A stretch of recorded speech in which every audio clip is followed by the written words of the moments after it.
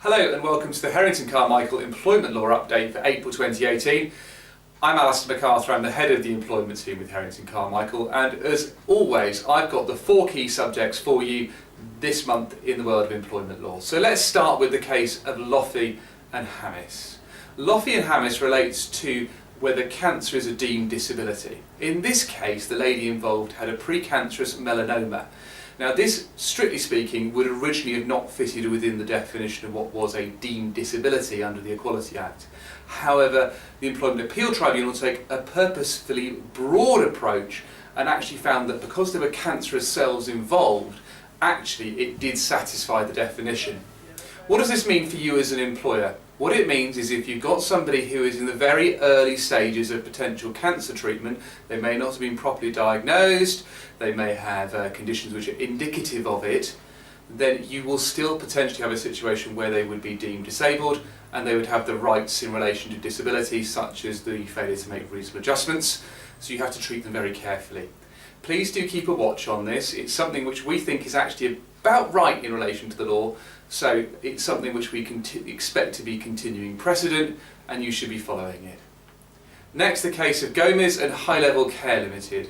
This involves an individual who claimed that their working time regulations rights had been breached. They tried to claim an injury to feelings award. Now this case is very similar to the case of South Yorkshire Fire and Rescue and Mansell that I talked to you about last month.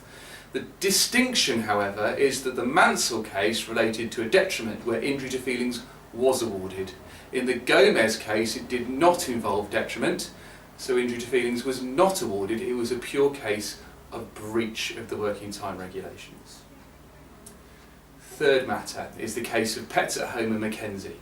This case involves a lady who argued that her contract of employment had been breached as a final straw. Over a period of time she said that she had been subjected to breach of the contract and she was resigning as a consequence of that final straw. In this case, however, the tribunals disagreed with her and found that actually what had happened was she had affirmed the breach of contract by continuing to be employed. Where we have constructive dismissal claims, we see this often argued. I've been treated badly for a long period of time and this is the final event which made me resign.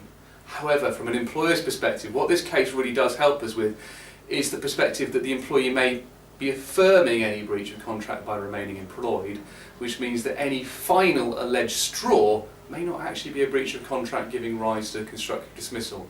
These are all fact-sensitive matters and it's going to be a situation where you have to look at each case very carefully. Finally this month we've seen the uplift to the injury to feelings awards under the Vento bans. Now for those of you who deal with discrimination claims regularly, you'll know that injury to feelings is an award that is available to claimants or to employees in this type of claim. What has happened is that these have been uplifted or increased, so the lower band now sits at £900 to £8,600. The middle band now sits at £8,600 to £25,700 and the upper band now goes from £25,700 to £42,900. That's quite an uplift, that's quite an increase, which means that where you're dealing with discrimination claims, you'd expect the awards to have increased as a result as well going forward. That's it from me this month. I hope you have a lovely month and I'll be back in May. Thank you.